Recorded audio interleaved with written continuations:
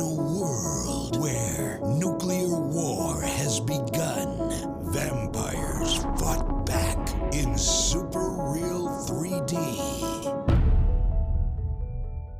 Hey guys, I put out a video that was genuinely kind of asking the question because I ran into this weird scenario where I was using 4K and unfortunately was finding that the full frame was in a Super 35 crop. Basically, it was like that kind of equivalent. It was really throwing me off. Right now we are in 4K XF-AVC full frame. And here it is, right? Now we're gonna go to 8K. And here is 8K, raw, full frame. And we can see how much more space this is. And I was starting to lose my mind. I couldn't believe it. I was like, I just don't get it. Why? What is the deal? When I would go to 8K raw and then I would just see this glorious full frame sensor, and it was just painstakingly obvious that it was tremendously cropping in. Okay, so now we are in Super 35 XF-AVC 4K. And that's what this looks like. So it has cropped in more. Made a video, put it out, asked the question, what is going on? What, am I crazy? Is the XF-AVC actually not somehow full frame? Is there some, and the most obvious answer presented itself. Thank you, community of YouTube. It was actually really cool that within 3 hours of the video being up, I got responses, and what it was I had, and this is embarrassing, but whatever. I mean, I'm just letting you know in case you ran into this, but if I had image stabilization on inside the camera, and yes, I know that that crops in some, but my God, I had no idea it cropped in that much. I believe the first day I set it and left it, and you know, it doesn't even really apply to the 8K footage, so that with the 8K footage, it was just already, it was always full frame, and I've been filming it all raw, and then I just haven't really, I've done a little bit of testing with the XF-AVC, but just not that much, and I just didn't really think about it until I went to do like an interview setup like, you know, this for a vlog that I'm about to make, or was about to make last night, and I'm gonna edit it this weekend for color grading the log footage, just in a really, really quick way.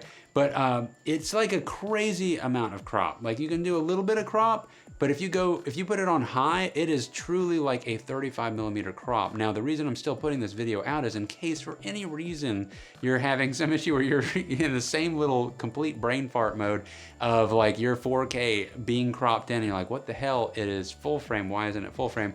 But I'm also showing it because for those of you thinking about buying the camera and you're thinking I can rely on the image stabilization, just know that yes, there's a minor amount that you can add and it only takes up a little bit, but if you do put it on high and you're gonna rely on it heavily, you are losing a lot of resolution. And I don't know what the number is yet. I could look that up, I guess I should, but I haven't, and I'm trying to make this video and just go ahead and put it out because I really wanna get on the color grading video. So just be aware, I'm showing examples of what I was experiencing last night. You can see how tremendous the crop is.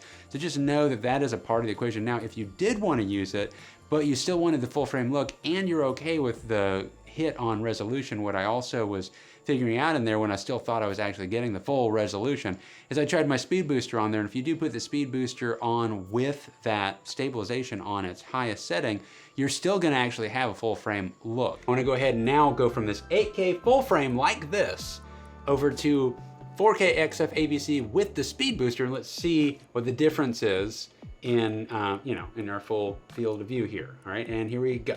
And voila, now we have the speed booster put on to the XF-AVC 4K, and we have pretty damn close to 8K size full frame experience back, and it's in 4K. So you can use the speed booster with your EF glass if you've gone that route, and which I have. And yeah, this does work. It's not gonna be the 40, it cannot be the 4096 by 2160 resolution anymore because it's cropping in so much. All in all though, I think what I've realized is that I personally, I think I consider the highest setting just not an option.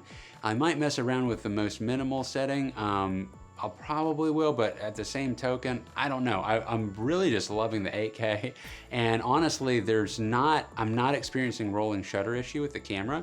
And this is coming from a Red, and the Red has like no rolling shutter, and this, it's kind of, maybe it's in there, but I'm not experiencing it. Maybe if I was slinging the camera around, I'd really start to see it, but I just don't shoot that way. Even if I'm shooting handheld frantic, it doesn't take much to make a camera feel like it's jiggling, and it's hard to keep up visually with what you're seeing. So I just don't know that I'll actually be using it that much because the rolling shutter is so good. Now, by comparison with the Canon EOS R, the original R, I can't speak for the R5 because I didn't have it, but with the R, the rolling shutter is absolutely terrible. I consider consider that camera almost unusable handheld. And yes, it has image stabilization inside of it, and I would use it some, but it didn't, as far as I can tell, it did not crop in like that. However, the Canon EOS R has always been crippled by the amount of crop that it adds to 4K out of the gate. And that's been a hiccup, and hence the speed booster is a resolve for that, and you maintain your 4096. I'm sorry, your 3840 by 2160, because it actually doesn't do full DCI 4096. It's actually just UHD 3840 by 2160. So anyway, you can get your closer to a full frame look on the Canon EOS R with your speed booster. I keep calling it a speed booster. I'm sorry, I referenced this in my last video that I call it a speed booster because Metabones was the first adapter company that came out with that technology of making a focal reducer like that. They invented it. I believe the instigator was the M4 sensor size that Panasonic was putting out, and everyone was like, wow, what do we do with that because of the sensor, but it's an amazing image. And then, you know, so cropped in, but then they would put that on and then boom, you had it. Well, with Canon, you have the Canon made 0.71 focal reducer for RF to EF lenses. Now this is only a solution if you're using EF glass, but nonetheless, it does open options. Also, I made another video where I'm talking and showing some examples of using it with 6K RAW, because if you do go to 6K, it is gonna be in Super 35 by default. You can't shoot 6K in full frame. So if you wanted to do 6K, still have your RAW 12-bit and take a data, you know, just have a data load, and 6K is plenty of resolution for you, using a speed booster can definitely be an option for you.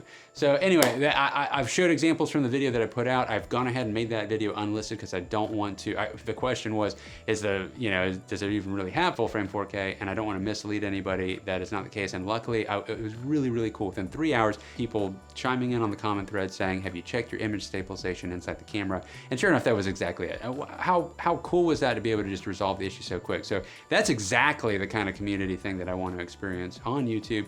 And it was really cool to be able to put out a video, get that response back, fix it. And then I don't know if this is going to help you or not. Whoever comes across it does. Maybe it'll help you figure that out, or just know what you're getting into if you're planning to rely on that when you get the Canon EOS R5. Overall though, the camera has been absolutely phenomenal. I have been making a lot of videos about it if you want to follow along. I've got a lot of visual examples. I am doing some professional work with it for sure. Got a really cool video happening for Trans Am Worldwide. They've been building the absolute modern day Chevelle tribute. This is like a $200,000 plus car. It is totally custom. It's crazy what they put into it, and they're making them on scale. It's not just a one-off by any stretch of the imagination. They're transforming their facility from Trans Ams over to the 70SS series. It's a Chevelle tribute for the next, I don't know, at least this next year. And this is the company that has the worldwide exclusive rights to build the Trans Am. So I've got a whole project that I've been filming with the Red Epic Dragon, with the Canon EOS R, and now for the tail end of it, which comes to the beauty shots and the driving shots and some dyno shots, all the action stuff, I now have this Canon EOS R5 in its arsenal. So I'll definitely be using it for a lot of these shots too in combination, so we'll get to see how they all marry together. Anyway, there's fun stuff to follow along with. I hope that this helps you in some way. And anyway, I really just want to thank the YouTube community for helping me figure that out, because now I feel even better about the camera again, because I can, if I want to, shoot in 4K and have absolute full frame beauty, glorious awesomeness. Yeah, I'm a little hesitant about the image stabilization knowing it crops in that much. I mean, that is a serious crop. I am surprised by that, but whatever. The handheld movement really still looks very good even when you're using no image stabilization. It's very impressive, especially if you have a little bit of weight of rigging into the camera and a top handle. You can go pretty far with it. I kind of did some examples of showing my some attempt to make it feel like it's on a gimbal and I'm just doing it handheld, and they were quasi successful, and you can see where that kind of works out. I was curious with the 8K RAW how much you could crop in on it when you put it in Warp Stabilizer within Premiere, what the results would be with that. I ran that whole test, so you can check that if you want to. I'll put that video up in the corner, and or maybe it's on this side. I always get confused when I'm looking at the camera. All right guys, take care, peace. Movie Voice.